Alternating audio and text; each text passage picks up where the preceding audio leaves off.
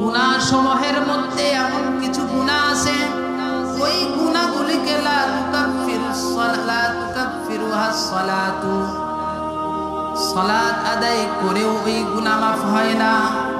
ওয়ালা সিয়াম, রোজা পালন করেও ওই গুনাহ মাফ হয় না। ওয়ালাল হাজ্জু, হজ করেও ওই গুনাহ মাফ হয় না।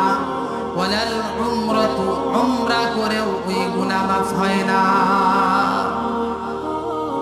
অথচ যে আমলগুলি বললাম, নামাজ আদায় করলে বান্দার গুনাহ মাফ হয়, রোজা আদায় করলেও বান্দার গুনাহ মাফ হয়ে যায়, হজ আদায় করলেও বান্দার গুনাহ মাফ হয়, উমরা আদায় করলেও বান্দার গুনাহ মাফ হয়। নবীজি বলেন কিছু গুনাহ আছে এই আমল করলেও মাফ হয় না। সাহাবায়ে কেরাম বলেন ক্বালু ফামা ইউকাফিরুহা ইয়া রাসূলুল্লাহ, তাহলে কোন কাজ করলে কোন আমল করলে এই গুনাহগুলি মোচন করে দেওয়া হয়, এই গুনাহগুলির কাফফারা হয়ে যায়? কোন আমল করলে এই গুনাহগুলিকে আল্লাহ মাফ করে দেন?